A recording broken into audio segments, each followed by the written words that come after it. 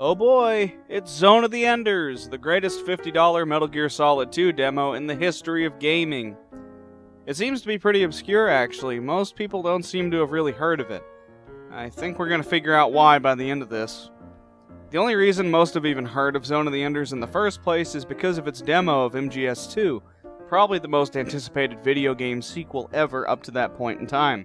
You could have put a demo of that in anything and it would sell. But what exactly is Zone of the Enders? Well, let's look at it. It's a mecha anime-inspired hack-and-slash game by Konami and produced by none other than Hideo Kojima himself. Released in early 2001, it sold relatively well due to the Metal Gear Solid 2 craze. Humans have been doing some sci-fi stuff like colonizing near Jupiter and working on giant mecha robots, so if you're into that sort of thing, this may be neat. Also, I think the designers took the word cockpit a little too literally. Wait, maybe I shouldn't point that out or I'll get demonetized. Zone of the Enders stars a young boy named Leo. Leo's got some problems. His supposed friends who treat him like garbage get killed and he runs away, ending up piloting a robot called Jehuti with the help of its AI system, Ada. He destroys some enemy robots and fights a woman named Viola, who is ultimately ordered to retreat from the battle. From there, he ends up unwillingly being thrust into a conflict between a group called Barum and the crew of the Atlantis, where Barum is terrorizing the colonies and trying to obtain the Jehuti orbital frame by any means necessary, while Elena and the Atlantis need to get it to Mars. Leo ended up piloting it in the first place because the runner who was supposed to was killed, and even though Leo is offered excellent compensation, he's pretty angry with being put into this situation, and he doesn't want to help Atlantis, even though Barum getting Jehuti would be a colossal disaster. In the end, he's not left with much of a choice. Shortly after he gets the robot, he returns to his hometown when he finds it's under attack. He finds his childhood friend Selvice. She climbs aboard Jehuti, but not before the most redundant cutscene in video game history. Selvice! That is you! Isn't it, Selvice? Are you alright, Selvice? Leo. From there, he does some stuff. He has to look for the sniper weapon for Jehuti in order to destroy the main power of a force field because it's killing any living things in the area. But then the field power goes to its emergency generators. The first generator isn't too problematic to destroy, but the second one is aggravating. To deal with it, there's a force field you have to pass, but if you go through it, it'll kill you. It's basically a smaller version of the one you're trying to destroy currently. You need to get a program to hack into an unmanned raptor and use that to destroy the second generator. The unmanned robot is laying on the ground rather inconspicuously near the spot you found the sniper weapon, but good luck noticing it if you're anything like me. Anyway, both generators are destroyed and so the next area is open. For some reason, Ada points out the factory that she was created in. I'm sure that'll never come back up ever again. Okay, so apparently Ada forgot to install antivirus software and the Raptor program infected her with a virus. Somebody spent a bit too much time on their mech porn sites.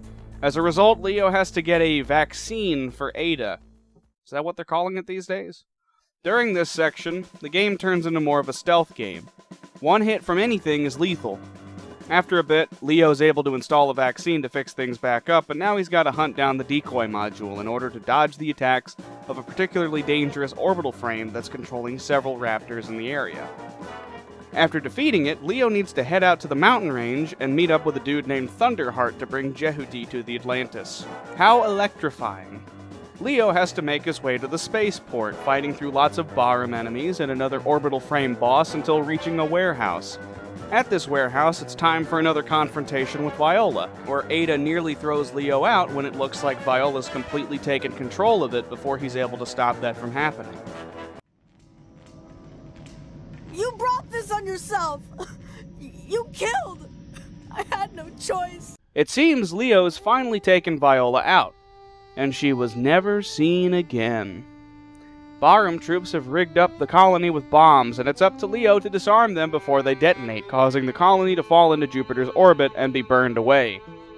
Leo is unwilling to help with this at first, because I guess "I don't want to kill people" is some kind of secret code for "I'm okay with thousands of people dying due to my gross negligence.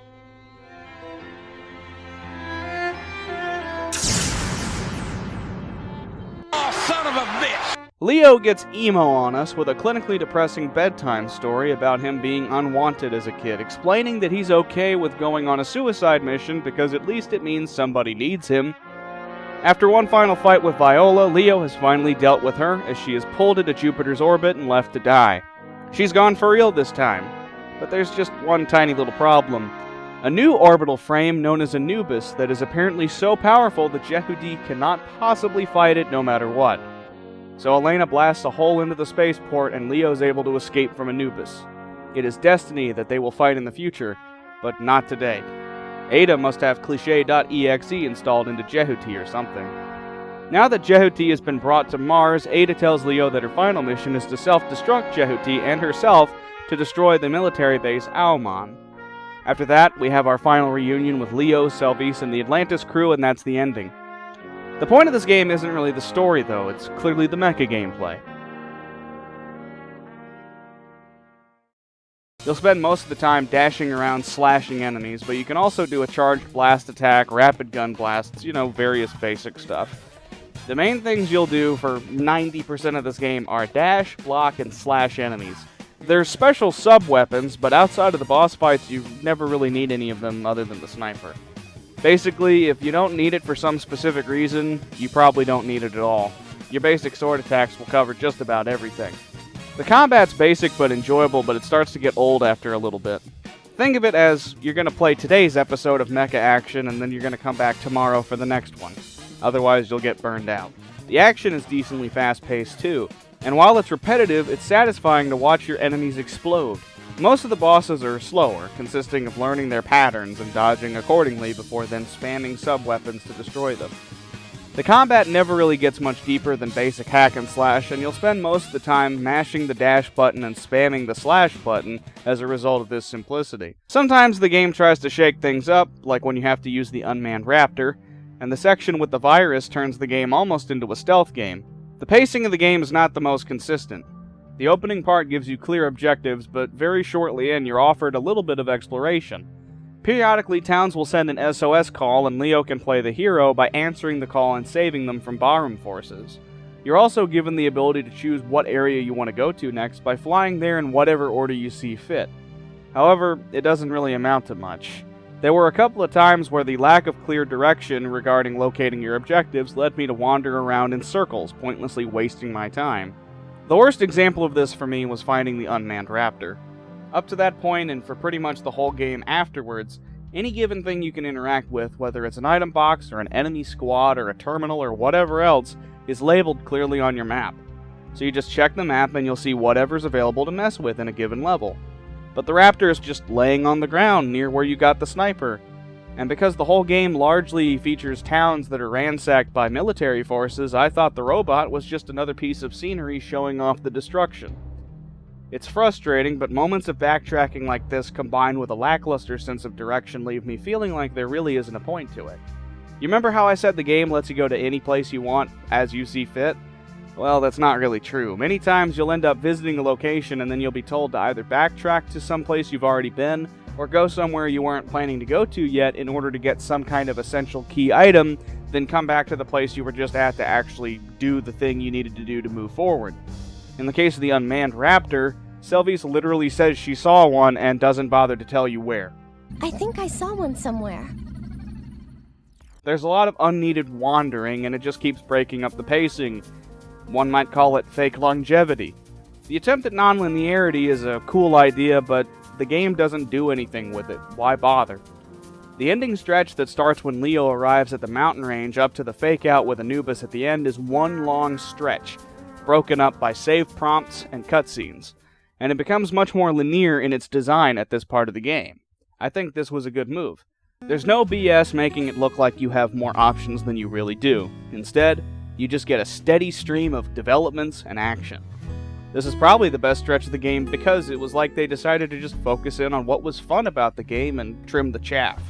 Story-wise, things are pretty bad too. Leo is whiny and annoying, Selvis is bland, Viola doesn't come off quite as intimidating as she should, a dude is named Thunderheart, and the game tries to humanize Ada as the story goes on.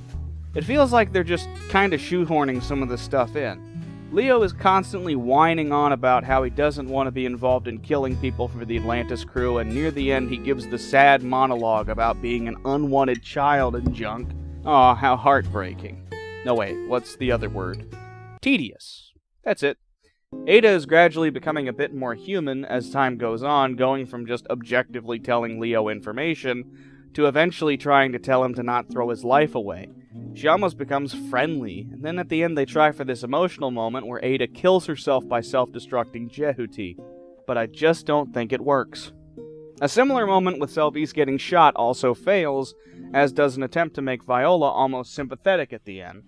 The script is just really clumsy, the acting is inconsistent, and worst of all for them trying to do anything story-related, the game is way too short to actually make me care about any of these characters or the potentially interesting politics of a world featuring a rogue military group committing acts of terror to get their hands on giant robots. It's like one of my Japanese animes. That's right, Otacon, except it's really bad. Leo is like a Shinji type of character who's unwilling to fight because he's uncomfortable, even though it likely means that he's enabling thousands more to die. And he's even got the poor self-confidence and feelings of unwantedness like Shinji would have. Boy, I sure hope we don't ever see a situation where his love interest is in a coma while he has a nervous breakdown and he feels the need to play. And then later he's okay with the dick. And finally tries to and makes me want to gargle battery acid and I'm sorry, where were we? Oh yeah, weeb trash. Selvi's doesn't get any development beyond being Leo's longtime friend, and the same is true of Ballroom and the Atlantis crew for the most part. With a runtime of only about 5.5 hours, Zone of the Enders is trying to do a cliched, simple anime story, but it doesn't have any time to actually develop anything. As an even remotely serious story, Zone of the Enders is doomed to fail. And yet, with this cliched drivel, they also have the nerve to set up for a sequel. A sequel did happen, The Second Runner. I'll have to check it out sometime. I'm interested to see where it goes. If nothing else, I'd like to see Anubis actually do something. But if this game is any indication, it's probably for the best that the Zone of the Enders series became nothing more than a cult classic. Now, I probably sound like I hate this game. I'm not crazy about it, but it's not terrible. It's not really bad. Actually, it's a decent little game with decent action, pretty good graphics for a 2001 PS2, but a horribly trite storyline with awkward translation and weird moments. It's enjoyable enough for what it is, but it's far from a masterpiece. It makes sense that it would have a lot of eyes on it in theory because of Metal Gear Solid 2, but in practice it really was nothing more than a $50 demo for most people. At best, Zone of the Enders was the free game you got with your $50 demo. Still, if you're into mecha action, you might really dig this. I mostly just needed a breather before diving into Metal Gear Solid 2, and I suppose it's satisfied in that regard, but I'm certainly pining to see more interesting stories, to say the least. Let's see where Metal Gear Solid 2 takes us, huh? Until then, stay safe out there and have a nice...